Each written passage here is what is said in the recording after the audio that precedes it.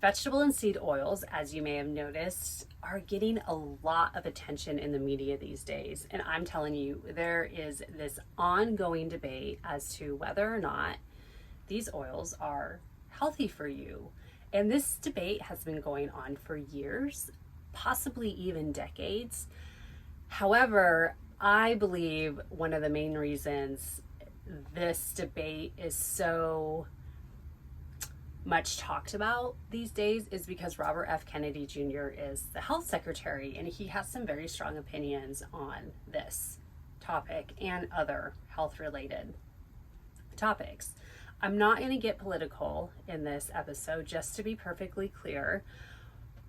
The purpose of this episode is to talk about what are vegetable and seed oils and how can they potentially harm your body, and also, on the other hand, could they actually be good for you?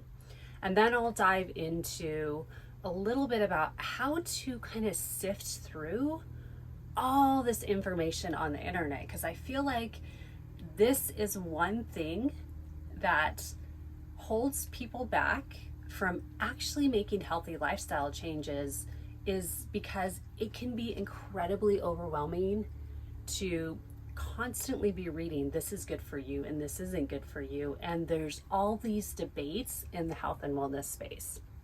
So I am here to help you sift through all this information that we're just being thrown at, that's being thrown at us like basically on a daily basis with every single news cycle. All right, so let's dive right in.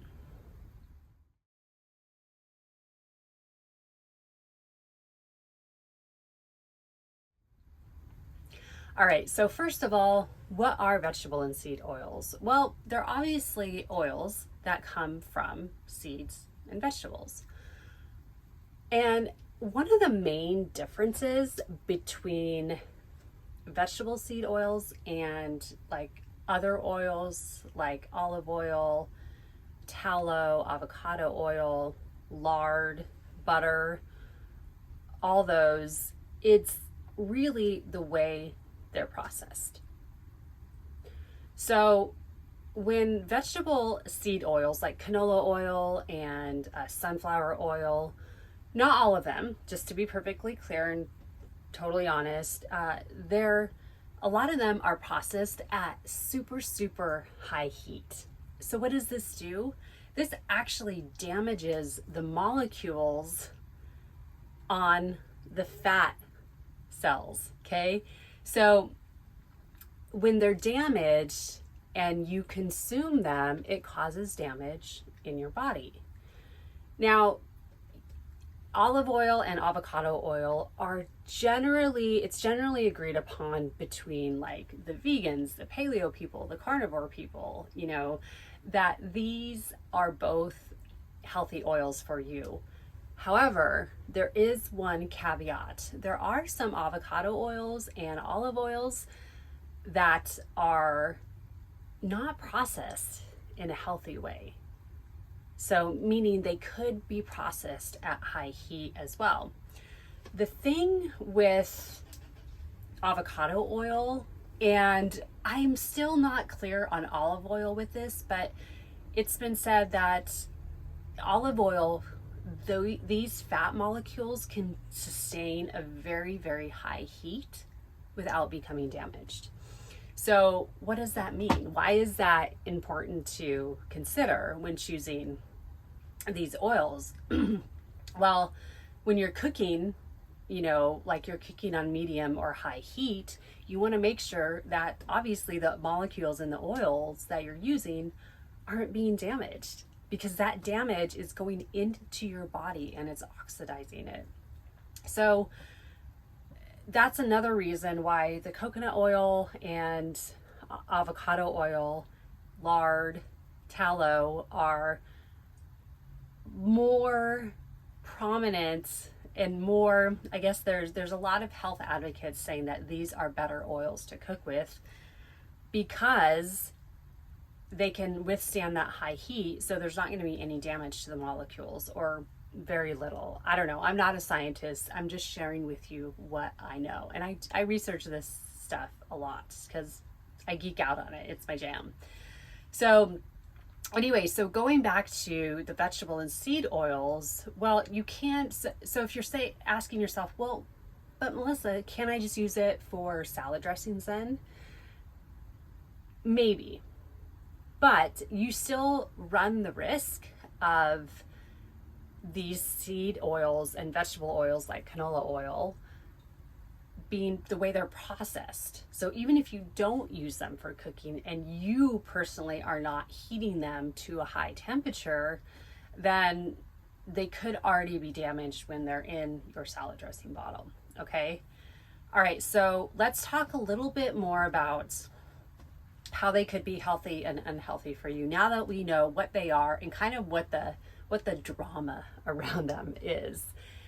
So there are two omega fatty acids that we consume, omega-6 and omega-3. Omega-3 fatty acids are found in oily fish. That's the most prominent, the highest concentration of fatty acids. Omega-6 fatty acids are found in vegetable oils and even avocado oils, nuts, and seeds, okay? And the difference between omega-6 and omega-3, to put it very simply and to kind of stay on topic here, is omega-3 fatty acids are anti-inflammatory. So they help reduce any inflammation. That's why there's a lot of health professionals, doctors included, that recommend fish oil or krill oil, or to eat sardines regularly if you have joint pain, or really just to avoid the joint pain if you're an active person like myself. You do strength training, maybe you're an avid hiker, you're an avid walker, you're a cyclist, anything like that can really help ease your joints, ease pain on your joints. On the other hand, omega-6 fatty acids, they also have anti-inflammatory benefits, and they also have inflammatory benefits. So this is where the whole debate comes in. Because here's the thing, if you are eating all these omega-3 fatty acids and omega-6 fatty acids, but you're eating more omega-6 fatty acids, then that ratio is going to be off, okay? So you're going to get more inflammatory than, with a lot of omega-6 fatty acids than with omega-3 fatty acids, okay? Okay, so one of the reasons why this is a huge topic in the health and fitness space is because there's a lot of seed oils and vegetable oils in processed foods. And I feel like there's an understanding, and most health and wellness professionals can agree that eliminating as many processed foods as you can and incorporating mostly whole foods, so fruits, vegetables, meats, seafood, is how to really, give your body what it wants so it can thrive. I think we're pretty much all in agreement with that. So one of the biggest problems is people are eating too much fast food. They're eating too many processed foods, especially ultra processed foods. And a lot of this can be because people are busy, and it's hard to create habits. It's hard to create these healthier lifestyle habits that actually work for you. And this is one of the reasons why I do what I do, because this is hard. It's not the lack of information out there. There's so much information out there. It is the lack of being able to sift through the information and implement and experiment with what works for you and what doesn't. Okay, so now I'm going to dive into how do you know if you should be eating vegetable oils and seed oils, and to what degree should you eliminate them altogether? Should you just have them occasionally? Like, what is it? Like, what's the answer? And the answer is, it depends. I know you probably don't like that answer, and that's okay. I get it. It kind of bugs me too when and I ask someone a question, especially professional, XYZ. Well, it depends. Okay. So I get it. However, this is very much, this very much depends on your body, what's happening inside of it, your genetics. There's a lot involved in this. So if you have any chronic pain, any joint pain, if you have endometriosis, now endometriosis cannot be, based on the research that I've done, cannot be cured based on lifestyle habits. What it can do is be your inflammation and your pain can be managed with a low inflammatory diet. All right. And then also PCOS, polycystic ovarian syndrome. That is a very common one that can be, in a way, reversed from, with lifestyle habits, depending on which type of PCOS you have. Okay. Just to be perfectly clear. And also, I should say here, I'm not a doctor, so definitely work with your healthcare provider on these challenges. But if you have any other issues that really affect your daily life, any kind of chronic inflammation, you may want to consider just eliminating the canola oils, the sunflower seed oils for a short period of time.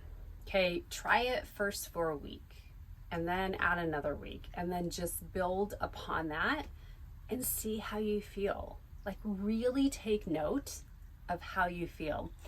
I'm not a big fan of tracking food or tracking anything in too much detail for that matter. I mean, there are some exceptions, but from a health and wellness perspective, but this is something where if you are having chronic pain and you want to manage it better, definitely track your symptoms, track what you eat, and go from there. And then use the data. The data meaning, oh my gosh, I felt great today. I can actually do push-ups in the gym without my wrist throbbing. Or I was actually able to get out of bed today. My PCOS pain was not that intense. Things like that. Just pay quick attention to that. Pay careful attention to that.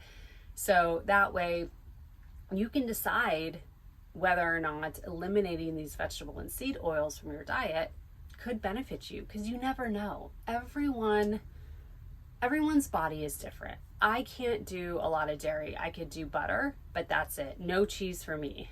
My body does not respond well to it. My husband, on the other hand, he can eat cheese.